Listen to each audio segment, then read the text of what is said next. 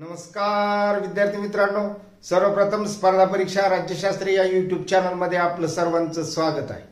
आज आपण राज्यशास्त्र अंतर्गत रायटिंग स्किल या घटकाच्या संदर्भात माहिती घेणार आहोत। सध्याच्या कालखंडात नवीन शैक्षणिक धोरण व स्पर्धा परीक्षे अंतर्गत एमपीएससी ची जी मुख्य परीक्षा तुमच्या समोर येणार आहे त्यासाठी हे कौशल्य तुमच्याकडे असणं अत्यंत गरजेचं आहे। कारण आपल्याला वेगवेगळ्या स्पर्धा परीक्षांना सामोरं जायचंय, विद्यापीठाच्या परीक्षांना सामोरं जायचंय। त्यासाठी काही असे उदाहरणादाखल आपण घटक घेऊन तुम्हाला तुमचं जे काही लिखाण कौशल्य आहे ते कसं विकसित करता येईल याबाबतची माहिती देत असतो। या अगोदर सुद्धा आपण एक व्हिडिओ घेतलेला आहे जो तुमच्यासाठी महत्त्वाचा आहे। त्यासाठीच या चॅनलवर कनेक्ट राहा। सर्वप्रथम हे चॅनल सबस्क्राइब करून घ्या, आलेलं बेल आयकॉन प्रेस करा। सर्व विद्यार्थी मित्रांना हे व्हिडिओ शेअर करा, कमेंटच्या माध्यमातून तुमच्या फीडबॅकची नोंद करा। अशाच पद्धतीचे नवनवीन व्हिडिओ त्यामुळे देता येतील। विद्यार्थी मित्रांनो, आपल्याला कौशल्य शिकायचंय। कशाचं कौशल्य शिकायचंय? लेखन कौशल्य शिकायचंय। उत्तराचा जो आपला मायना असावा तो कशा पद्धतीचा असावा हे आपल्याला शिकायचं आहे। आजच्या घटकासाठी तुम्हाला मुख्यत्वे करून सार्वभौम सत्तेची वैशिष्ट्ये म्हणजेच कॅरेक्टरिस्टिक जे आहेत ती कोणती आहेत, कशा पद्धतीचं त्याचं उत्तर लिहायचंय हे आपल्याला शिकायचं आहे। प्रथम आपण सार्वभौम सत्तेचा जो काही अर्थ आहे तो अर्थ निश्चित काही शब्दामध्ये सांगण्याचा प्रयत्न आपल्या या बोर्ड रायटिंगच्या मेथडमध्ये तुम्हाला दिलेला आहे। त्याचबरोबर जी वैशिष्ट्ये आहेत ती वैशिष्ट्ये सुद्धा यामध्ये तुम्हाला दिलेली आहेत। मात्र त्यासाठी तुम्हाला सर्वप्रथम आता हा प्रश्न जर कोणत्याही परीक्षेमध्ये तुम्हाला दीर्घोत्तरी स्वरूपामध्ये आलेला असेल तर तो कसा लिहिणं अपेक्षित आहे, तुम्हाला त्याबाबतचं गुणदान कसं होईल हे महत्त्वाचं आहे आणि आपल्याला जास्तीत जास्त गुण कसे मिळवता येतील हे आपल्याला शिकून घ्यायचं आहे। उदाहरणादाखल तुम्हाला प्रश्न सार्वभौम सत्तेची वैशिष्ट्ये सांगा एवढाच आलेला आहे। आता हा प्रश्न राज्यशास्त्र अंतर्गत कोणत्याही परीक्षेसाठी महत्त्वाचा आहे, मग ती विद्यापीठाची परीक्षा असो किंवा एमपीएससी ची मुख्य परीक्षा असो। येणाऱ्या कालखंडात असे प्रश्न कुठे कुठे येणारच आहे। आता आपलं उत्तर रायटिंग जे आहे हे उत्तर रायटिंग निश्चित एखाद्या वाक्यापासून सुरुवात होणं गरजेचं आहे। त्यासाठी आपण काय दिलेलं आहे, सुरुवातीलाच या संदर्भात एक निश्चित असं विधान दिलेलं आहे। ते विधान कोणतं आहे ते लक्षात घ्या। सार्वभौम सत्ता ही राज्यातील एकमेव सर्वश्रेष्ठ सत्ता असते। आता पहा, आपल्याला प्रश्न काय लिहायचा आहे की सार्वभौम सत्तेची वैशिष्ट्ये स्पष्ट करा असा प्रश्न आलेला आहे। आपल्याला आपल्या उत्तराची जी काही सुरुवात आहे ती सुरुवात कशा पद्धतीची करायची तर ते आपण या ठिकाणी दिलेले आहे की त्याच्यात अर्थ सुद्धा आहे सार्वभौम सत्तेचा आणि कॅरेक्टरिस्टिक सुद्धा या संपूर्ण विधानामध्ये तुम्हाला दिसून येतील की ही राज्यातील एकमेव सर्वश्रेष्ठ सत्ता आहे हे त्यामध्ये आपल्याला अर्थ निहित आहे। त्याचबरोबर तिला राज्यात कायदे करण्याचा व त्यांची अंमलबजावणी, आता पहा, राज्यात कायदे करण्याचा व तिची अंमलबजावणी करण्याचा अधिकार कुठे आहे, कोणत्या ठिकाणी आहे हे सुद्धा आपल्याला समजून घेणे अपेक्षित आहे। कारण की उत्तरांतर्गत त्याबाबतचं स्पष्टीकरण आपल्याला या ठिकाणी द्यावं लागतं। आपल्या विधानामध्ये म्हणजेच सार्वभौम सत्तेच्या संदर्भात जो अर्थ आपल्याला पाहिजे तो अर्थ या ठिकाणी आपण देत आहोत आणि म्हणजेच कायदे करण्याचा व त्यांची अंमलबजावणी व सक्ती करण्याचा अधिकार, अंमलबजावणी आणि सक्ती करण्याचा अधिकार हे लक्षात घ्या। कारण आपण ज्या राज्याचे नागरिक असतो त्यावेळेला त्या राज्याच्या नागरिकत्वा अंतर्गत आपल्याला त्या राज्याच्या नियमाचं जे पालन करावं लागतं ते नियम ज्या राज्यव्यवस्थेच्या माध्यमातून केले जातात ते नियम पाळत असताना त्याची अंमलबजावणी करण्याचा अधिकार ज्या ठिकाणी आहे त्याचबरोबर त्या कायद्याचा किंवा ते कायदे सक्तीने अंमलात आणण्याचा ज्या ठिकाणी अधिकार आहे अशी सर्वश्रेष्ठ सत्ता जो वरचा भाग लक्षात घ्या, अशी सर्वश्रेष्ठ सत्ता म्हणजेच ही सत्ता एकमेव सर्वश्रेष्ठ सत्ता म्हणजे सार्वभौम सत्तेचा अर्थ या ठिकाणी तुम्हाला पूर्ण होतो. आता इथपर्यंत झाला हा भाग. अशा पद्धतीने ती राज्यात ऐक्य निर्माण करते, हे शेवटचं त्यामधला विधानाचा जो अर्थ आहे तो. आता राज्याअंतर्गत ऐक्य निर्माण करण्याची जी कार्यपद्धती आहे की ज्या शक्ती अंतर्गत निहित आहे, हे विधान लक्षात घ्या.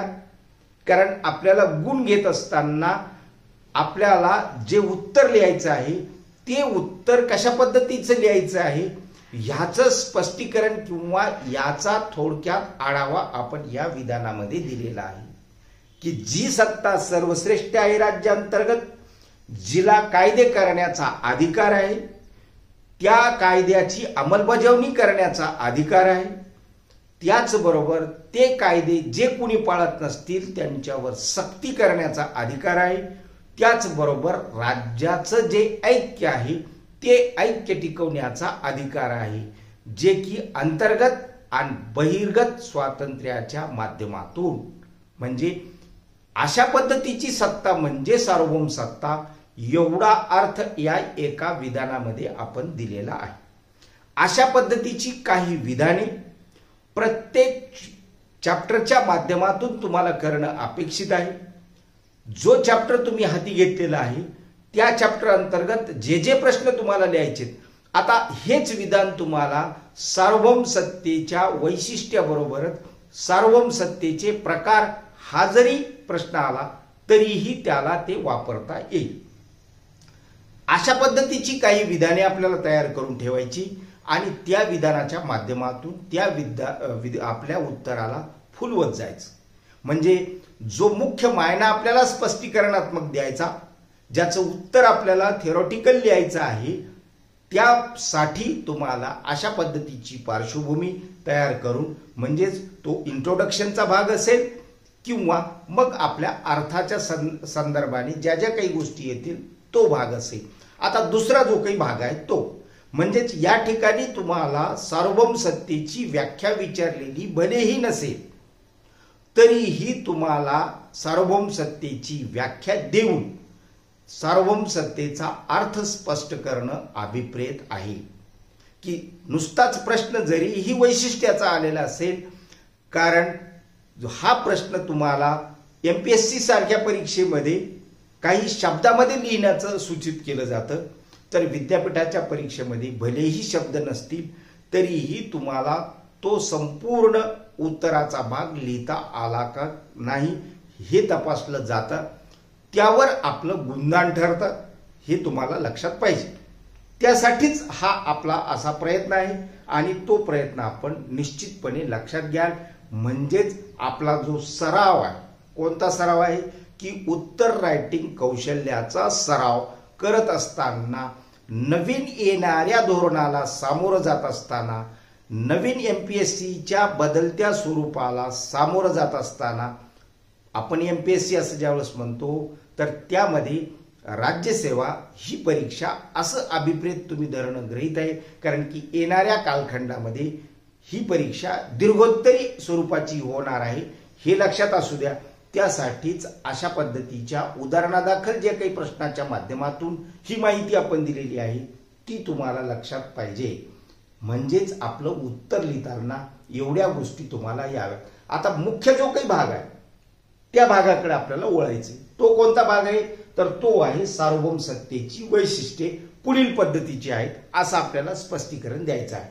आणि ही पुढील पद्धतीची वैशिष्ट्ये म्हणजेच सर्वश्रेष्ठ व एकमेव, म्हणजे पहिलं जे काही वैशिष्ट्य आहे ते वैशिष्ट्य म्हणजेच वैशिष्ट्य अंतर्गत, कॅरेक्टरिस्टिक अंतर्गत पहिलं वैशिष्ट्य सर्वश्रेष्ठ आणि एकमेव, म्हणजे राज्याअंतर्गत असणारी जी सत्ता राज्यामध्ये सर्वश्रेष्ठ आहे आणि जी एकमेव अशा स्वरूपाची आहे अशी सार्वभौम सत्ता, असा त्या ठिकाणी अर्थ तुम्हाला लिहिणं गरजेचं आहे. म्हणजेच वैशिष्ट्याचा हा पहिला भाग तुमचा पूर्ण होतो. म्हणजे आपल्याला थोडक्यात शॉर्टमध्ये हे जरी लिहिता आलं मात्र आपले मुद्दे करेक्ट पाहिजे हे लक्षात ठेवा. त्या दृष्टीने हे स्पष्टीकरण द्यायचंय. दुसरा जो काही भाग आहे सर्वसमावेशकता. सार्वभौम सत्ता ही सर्वसमावेशक असते. राज्यांतर्गत जेवढेही घटक कार्यान्वित असतील त्या सर्व घटकावर संस्थावर तिचं जे काही क्षेत्र आहे ती व्यापून टाकलेली असते आणि त्याच माध्यमातून सार्वभौम सत्तेची सर्वसमावेशक जी काही वृत्ती आहे ती वृत्ती आपल्याला वेगवेगळ्या विचारवंतांनी सुद्धा सांगितलेली आहे, जे की वैशिष्ट्याच्या माध्यमातून सर्वसमावेशकता असा एक गुणधर्म आपल्याला सांगणे अभिप्रेत आहे. तिसरा जो काही मुद्दा आहे तो कोणता आहे ते लक्षात घ्या की निरंकुशता. म्हणजे काय की सार्वभौम सत्तेवर कुणाचंही नियंत्रण नसेल, ती निरंकुश अशा स्वरूपाची असेल अशी सत्ता. म्हणजेच काय की पहिल्याच विधानामध्ये आपण सार्वभौम सत्ता ही राज्यातील एकमेव सर्वश्रेष्ठ सत्ता असते असं जे काही विधान केलेलं आहे त्या विधानाच्या अनुषंगानेच या सर्व बाबी आपण या ठिकाणी प्रतिपादन करत असतो, उत्तर लिहित असतो. त्या उत्तराच्या माध्यमातून आपलं जे काही मत आहे ते मत आपण प्रतिपादन करण्याचा प्रयत्न करत असतो. हा भाग या ठिकाणी आपण शिकून घ्यावा आणि अशा पद्धतीचा हा रायटिंग स्किलचा जो काही भाग आहे तो सुद्धा आपल्याला लक्षात यावा. चौथा जो काही मुद्दा आहे तो आहे अदेयत्व.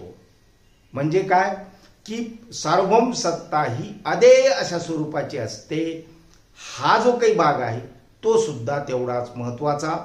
आपल्या उत्तराला जास्तीत जास्त समर्पक करणारा हा मुद्दा आहे आणि म्हणून आपल्याला सार्वभौम सत्तेच्या संदर्भात माहिती लिहित असताना हा मुद्दा कसा आहे तर आपल्याला हे लक्षात पाहिजे की हा अदेय अशा स्वरूपाची शक्ती जी की सर्वश्रेष्ठ सत्ता असते, तिला राज्यात कायदे करण्याचा तिची अंमलबजावणी करण्याचा अधिकार असतो. हे जे काही प्रतिपादन आहे हे एकानंतर एक एकानंतर एक एकानंतर एक अशा स्वरूपाचं आपल्याला देणं अपेक्षित आहे. त्याचबरोबर पाचवा जो काही मुद्दा आहे तो आहे अविभाज्यता. म्हणजे काय तर तिचं विभाजन होत नाही. जर विभाजन जर झालं तर मात्र दुसरं राज्य निर्माण होतंय हे सुद्धा आपल्याला माहित पाहिजे. म्हणजेच ती अविभाज्य अशा स्वरूपाची आहे. असे लक्षण असणारी सत्ता म्हणजे सार्वभौम सत्ता. हा सुद्धा अर्थ आपण या ठिकाणी लक्षात घ्यावा. म्हणजे काय होतंय की सार्वभौम सत्तेचा अर्थ आणि त्याच्या व्याख्याच्या माध्यमातून ज्या ज्या गोष्टी प्रतिध्वनित झालेल्या असतात त्याचंच विवरण आपल्याला या मुख्य मुद्द्यामध्ये द्यावे लागते आणि त्यानुसारच आपल्याला हा वैशिष्ट्याचा भाग पूर्ण करायचा आहे. आणि शेवटचा मुद्दा आपण दिलेला आहे तो म्हणजे चिरंतनता. ही सार्वभौम सत्ता चिरंतन अशा स्वरूपाची असते. याचं सुद्धा थोडक्यात स्पष्टीकरण आपल्याला देणं अभिप्रेत आहे.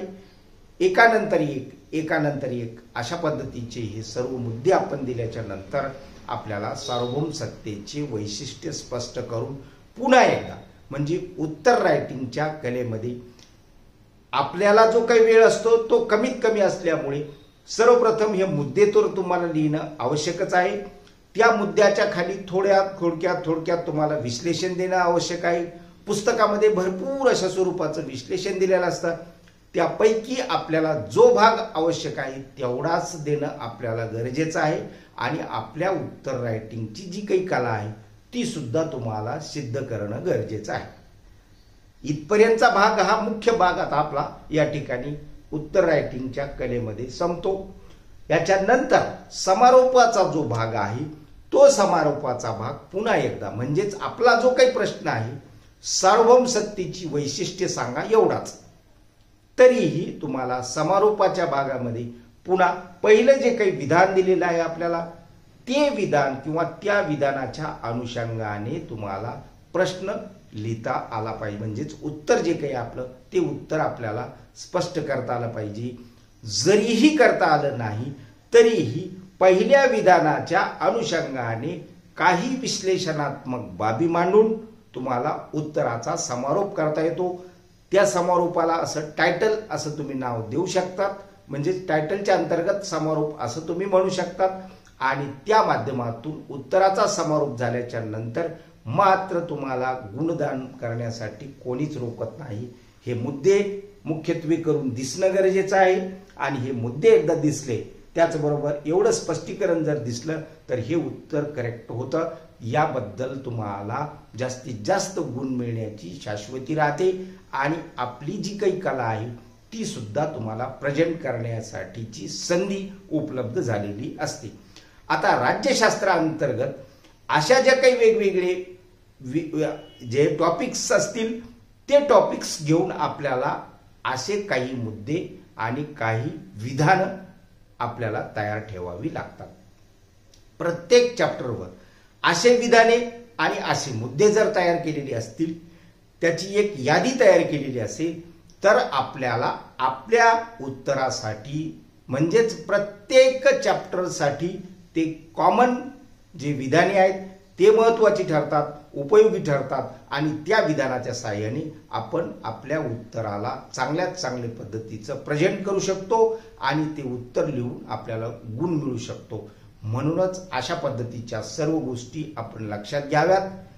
राज्यशास्त्राबरोबरच स्पर्धा परीक्षेसाठी सुद्धा हे सर्व मुद्दे महत्त्वाचे आहेत. कारण की येणाऱ्या MPSC सारख्याच्या परीक्षेमध्ये, राज्यसेवेमध्ये तुम्हाला दीर्घोत्तरी जे काही प्रश्न लिहायचे आहेत त्यासाठी तुम्हाला ही उत्तर लेखनाची कला शिकणे महत्त्वाचं आहे. या चॅनलवर अशाच पद्धतीचे वेगवेगळे प्रयत्न आपण सतत करत जाऊ, जे की तुमच्यासाठी महत्त्वाचे आहेत. आजच्या या व्हिडिओमध्ये एवढा संदेश पुरे आहे. धन्यवाद.